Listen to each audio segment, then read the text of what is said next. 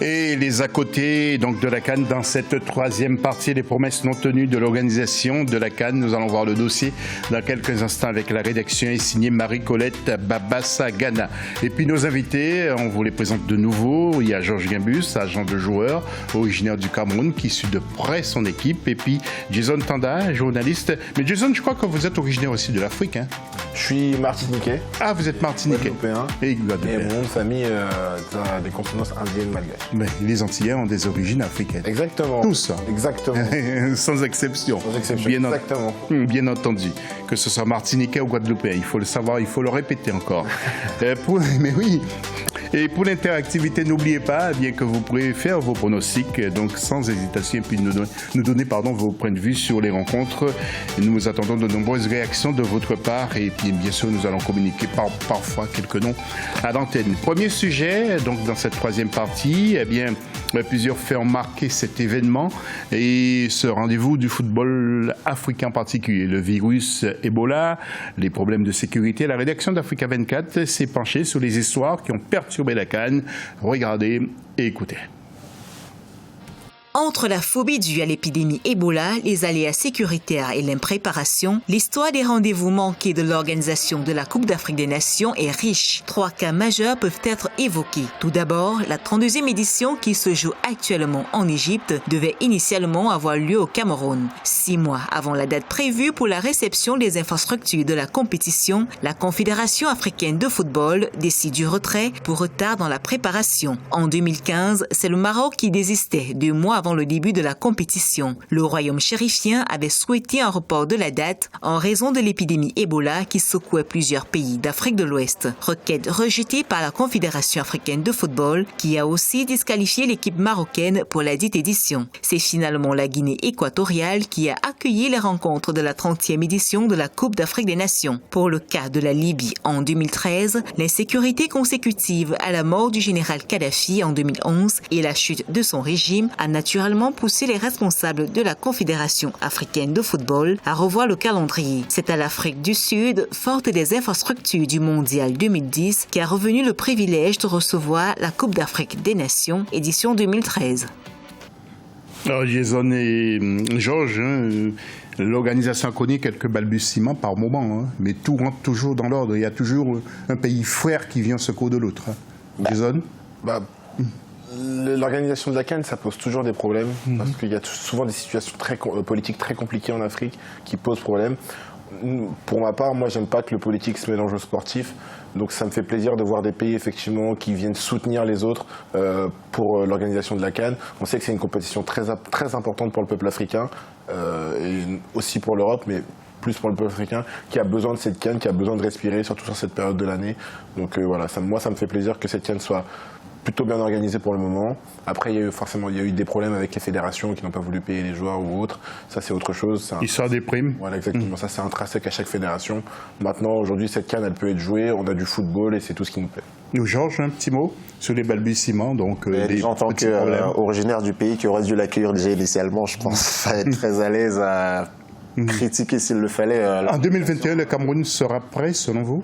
Je l'espère. Après de ce qu'on voit, c'est dans pas très longtemps, parce que voilà, le fait d'avoir dit on nous la laisse jusqu'en 2021, on se dit qu'on a du temps devant nous, mais ça passe très vite. Il faudrait vraiment se remobiliser, aller très vite.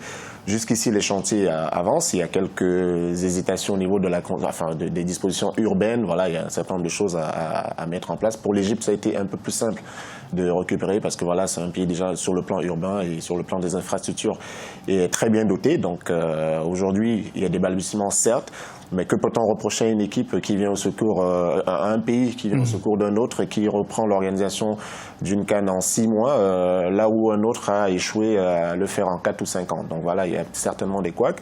Et je trouve ça juste assez drôle qu'on parle de l'Ebola aujourd'hui, quand on sait que le Maroc a été suspendu parce qu'ils avaient émis des réserves suite à cette épidémie et qu'aujourd'hui on en revient à en reparler au cours de cette édition. Globalement, moi... avait même demandé de décentraliser un match contre la Guinée. Voilà, donc je trouve qu'à un moment donné, il faut souvent, parce que voilà, déjà, elle avait demandé qu'on décale de quelques mois, pardon, ça n'avait pas été fait. La CAN cette année, de toute façon, ne s'est pas jouée à la période où elle se joue traditionnellement, pour différentes raisons, pour ne pas pénaliser les joueurs qui jouent à l'étranger, pour l'aligner sur les calendriers européens, d'accord, ça c'est une chose. Donc déjà avec le Maroc, ça aurait pu être étudié, donc le Maroc, ce n'était pas un problème d'infrastructure, voilà, ils ont émis des doléances qui n'ont pas été écoutées. Donc voilà, globalement, moi je trouve que la CAN se passe bien. L'Égypte, on peut rien le reprocher. Dans le déroulement, je reproche au niveau de l'arbitrage, je trouve que le niveau n'est pas très élevé. Le travail des arbitres n'est pas facile, mais le niveau n'est pas élevé. Oui, c'est plutôt pas facile. C'est pas facile. Oui, parce que je trouve qu'ils se comportent bien. Par exemple, j'ai vu un geste d'un arbitre que j'ai beaucoup apprécié. Je crois qu'il y avait un joueur qui prenait du temps. Oui, c'était un joueur nigérian ou ghanéen qui prenait du temps pour dégager le ballon. Il a sorti le carton. Oui. Moi, j'ai beaucoup apprécié. Quand je vois par exemple dans le championnat français, les gardiens, les équipes qui jouent par exemple contre le Paris Saint-Germain, le gardien met 3 minutes pour dégager un ballon et l'arbitre ne dit rien. J'ai dit non, c'est pas du jeu, c'est pas du football. Aujourd'hui, le football devient de plus en plus compliqué, donc les arbitres ont besoin d'être assistés. Donc je trouve par exemple dommage qu'on ait dû attendre les quarts de finale pour mettre en place la vidéo-assistance, alors qu'on aurait pu l'avoir depuis le début. Monsieur Ahmad nous dit c'est très compliqué à mettre en place techniquement. Bon, si c'était facile, tout le monde le ferait. Donc si on les a mis là, c'est parce qu'on pense qu'ils sont en capacité de résoudre un certain nombre de problèmes et de trouver des solutions techniques aux enjeux relatifs à une telle compétition. Donc, quand on voit le Sénégal qui aujourd'hui se retrouve en difficulté alors qu'ils auraient dû bénéficier d'un penalty clair et net s'il y avait eu l'assistante vidéo sur Mané, on pense quand même que c'est des éléments qui a été pris en sandwich. Voilà, qui peuvent changer énormément de choses dans le cours d'une compétition et des éléments techniques aujourd'hui viennent en soutien aux hommes qui eux peuvent ne pas tout voir. Mais sur 20 secondes, j'ai l'impression que sous l'échiquier international maintenant, la CAN n'a rien à envier justement à la Copa América, à l'Euro de football, à la Coupe du Monde non plus. Hein. C'est vraiment du très bon niveau, belle organisation. Oui, vous êtes d'accord ou pas? Moi, j'ai une réserve par rapport à la Coupe du Monde parce que la Coupe du Monde, forcément, c'est plus gros. Ouais, c'est plus costaud, c'est sûr. Une meilleure présentation. Après, c'est vrai que par rapport aux autres compétitions, notamment la Copa, moi, quand je vois la Copa aujourd'hui, je m'endors. Alors que quand je regarde la CAN, je suis ému. Enfin, j'ai beaucoup de sensations. Sauf si vous aimez le karaté, le Chili joue, ça doit être. Ça, c'est autre chose. Quand on regarde le niveau global et technique de la Copa, par exemple, moi, quand je vois un Brésil ou une Argentine, là, on a un Brésil-Argentine qui va arriver. Moi, ça ne m'intéresse pas. Je sais très bien que je vais rester bloqué sur la Copa, surtout au vu du niveau technique. Après. Voilà. Et c'est tard en plus. C'est ça. Parce qu'à cette heure-là, moi, je ronfle. Hein. Non, la Coupe d'Afrique aujourd'hui, bien sûr, déjà avec les médias, aujourd'hui avec les réseaux sociaux, on en parle beaucoup plus. Et le fait d'avoir étendu à 24 nations, c'est aussi une chose positive parce que ça fait plus de pays encore qui sont mobilisés autour de cette compétition, qui sont concernés. Donc, effectivement, il y a encore 2-3 petits réglages à faire. Et cette édition, le niveau est aussi facilité par la qualité des pelouses parce qu'en général, en Coupe d'Afrique, les pelouses ne sont pas de très bonne qualité. L'Égypte, quand même, sur cette CAN, nous propose des pelouses de bonne qualité. Donc, il y a une belle circulation de balles, ce qui favorise une élaboration de jeu quand même assez plaisante. Exactement. Messieurs, je voudrais faire un retour avec vous sur Maroc-Côte d'Ivoire, avec les images. Et les Ivoiriens, malgré l'effectif qu'ils disposent, sont encore raté justement le match face au Maroc. Manque de sérénité peut-être, et c'est sans doute le sélectionneur Ibrahim Kamara qui risque de faire les frais. Pourtant, malgré la retraite de Yaya Touré et Didier Drogba, la Côte d'Ivoire a l'une des plus belles équipes justement de cette compétition avec les Serge Aurier, Nicolas Pepe, Max Gradel, Jean-Michel Seri, Franck Kessié, Sérédier, et puis l'un des meilleurs gardiens africains qui joue au TP Mazembe. Vous le savez, il s'agit de Sylvain Bouwo qui évolue donc dans un club bien connu sur le plan international. Et puis, il n'y arrive pas, justement. Deuxième ex-aequo avec l'Afrique du Sud. Demain, ils affronteront la Namibie, justement, demain lundi. Tout un peuple suit les éléphants. D'ailleurs, nous aurons des sujets et des témoignages depuis la Côte d'Ivoire, grâce à notre correspondant permanent, donc Olivier Conan, qui va nous envoyer quelques témoignages. Alors, bien sûr, la Côte d'Ivoire qui a du mal, justement, à se retrouver. Je pense qu'ils finiront Depuis par... quelque temps d'ailleurs, hein, depuis le départ d'Hervé Renard. Hein. Ils sont très mal. Je n'aime pas souvent critiquer le travail des sélectionneurs, mais ils sont très mal coachés. Quand on regarde les matchs sur cette CAN, on regarde l'effectif, ils sont très mal coachés. Il n'est pas à la hauteur, Ibrahim Kamara? De ce qu'on voit jusque-là, non. Parce que, comme je le dis tout le temps, il y a un ensemble de choses qui font... moi, je prends... Alors, vos prédécesseurs l'ont dit aussi hein, sur le plateau. Voilà, je prends tout l'exemple de la musique. Il ne suffit pas d'avoir un très bon guitariste pour avoir un bon concert de musique classique. Il y a un ensemble de choses. Et donc, voilà, là, vous prenez Seri, vous voyez où il a toujours évolué. Le Barça a failli le prendre parce qu'il joue à Nice devant la défense. Là, il n'est pas dans sa position. Même au niveau des choix, ils peuvent être critiquables. On voit des garçons comme Wilfried Zaha qui n'a pas un temps de jeu conséquent alors qu'on voit ce qu'il fait quand même en Angleterre. Kodian est pas mal, mais voilà. Donc je pense que l'organisation, il n'arrive pas à trouver une animation, il n'arrive pas. Il y a des individualités certes, mais dans l'animation collective, il n'y arrive pas. Il n'y arrive pas tout simplement. Après, ça a été dur, hein. Franchement, c'est pas la première fois qu'on voit que les équipes africaines avec le plus d'individualité, avec les plus gros noms, n'arrivent pas à s'imposer dans cette compétition, n'arrivent pas à jouer correctement. Pour le cas de Seri ou d'autres joueurs, je pense qu'on essaye de jouer sur la polyvalence des joueurs. Et malheureusement, il a fallu 2 journées pour se rendre compte que ça ne fonctionnait pas. Ouais. Donc, voilà. Messieurs, nous allons passer aux infos de la CAN après ça.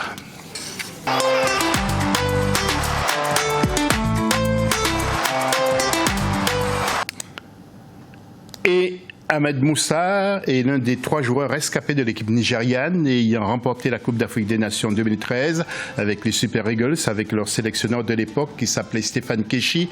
3 ans après son décès, l'esprit du champion accompagne toujours les Nigériens et Moussa espère pouvoir remporter le titre final à la mémoire du grand Stéphane Keshi. Moussa veut dédier ce trophée justement au regretté Stéphane Keshi car il était comme un père pour lui, et c'est ce qu'il a dit, le charismatique Keshi qui a dirigé les Super Eagles pour remporter la CAN en 2013. C'était contre le Burkina Faso en Afrique du Sud, 1-0. Le 3e titre continental pour le Nigeria. Keshi, décédé le 7 juin 2016 au palmarès d'entraîneur. Keshi a remporté la CAN, on vous l'a dit, mais aussi un 8e de finale en Coupe du Monde en 2014. C'était au Brésil. Keshi a également conduit le Togo à sa première Coupe du Monde en 2006 en Allemagne. C'était une vraie surprise quand on a appris sa mort, son décès. Oui, c'était surtout un choc parce que c'est des gens comme moi, on a grandi avec des Stéphane Keshi, c'était des personnages emblématiques du football africain. Et on se souvient encore de très belles confrontations au Cameroun-Nigeria des années 80, fin des années 80, avec des joueurs comme ça, c'était assez impressionnant. Donc ça a été une grande tristesse et un gros coup dur d'apprendre son décès. Oui.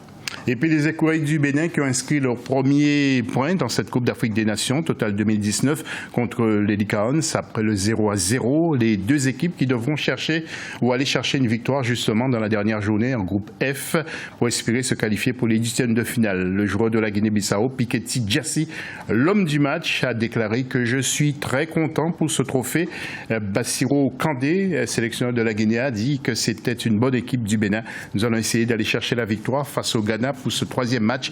Et Michel Dussillet, l'entraîneur du Bénin, qui a dit, eh bien, on est toujours en vie, on va donner le maximum pour essayer d'avoir le résultat ou un résultat face au Cameroun. Un match nul ne suffirait pas, les chances se réduisent et pour le dernier match, nous devons aller nous devrons affronter les champions d'Afrique. Mais tant que nous sommes sur le terrain, on se battra pour aller chercher le meilleur résultat possible. C'est donc un discours de guerrier et je pense bien que nos amis camerounais ont bien entendu, et Georges l'a entendu aussi. Un clin d'œil maintenant sur les affiches de ce lundi 1er juillet avec un groupe C, Kenya-Sénégal.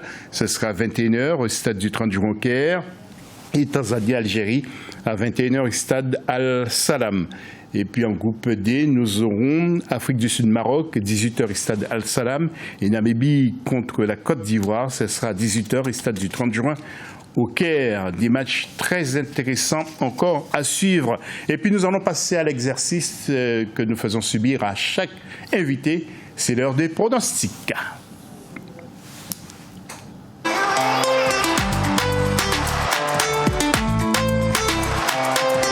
Alors Jason, c'est à vous et qu'il appartient donc de nous répondre sur vos pronostics à vous. En groupe B, par exemple, ou bien nous allons commencer, oui, le groupe B, parce que c'est à 18h les matchs. Alexandrie, Madagascar, Nigeria, qu'est-ce que voyez-vous? Un beau match nul, 1 partout. 1 partout. Et Burundi, Guinée? 2-0 pour la Guinée. 2-0 pour la Guinée. En groupe A, Ouganda, Égypte? 3-0 pour l'Égypte. 3-0 pour l'Égypte. Et Zimbabwe, RDC. 1-0 pour la RDC. 1-0 pour la RDC. Mon cher Georges, c'est à vous maintenant à votre tour. 18h donc aujourd'hui, Madagascar, Nigeria. 2-1 pour le Nigeria. 2-1 pour le Nigeria. Burundi, Guinée. Burundi, Guinée, 2-0. Guinée 2-1. 2-0. 2-0. Même chose que Jason. Et puis Ouganda, Égypte. Ouganda, Égypte, là je vois une surprise, 1 but partout. 1 partout. Ouais. Et Zimbabwe, RDC. 1 but partout également. 1 but partout également. 1 but partout. Voilà, mes messieurs, nous avons quasiment tout dit, à moins que vous ayez quelque chose à rajouter rapidement, parce que c'est l'heure de remettre l'antenne. Georges, un mot rapide. Juste que c'est un grand plaisir de partager ce plateau et je pense qu'on se retrouvera ici pour fêter la victoire des Lions Indomptables dans quelques jours. Jason, vous voyez De même, un énorme plaisir de venir ici et puis continuer de suivre cette CAN et puis continuer de donner de la force aux équipes africaines. Eh bien, c'est ce que nous essayons de faire. En tout cas, merci beaucoup de nous avoir suivis. Merci à tous ceux qui m'ont aidé à préparer cette émission. On se retrouve demain à la même heure. N'oubliez pas, midi, 10h GMT et rediffusion à 15h. Il est donc 13h GMT tous les jours sous vos antennes. Dans quelques instants, nous allons retrouver justement Solène Duplessis pour un nouveau journal.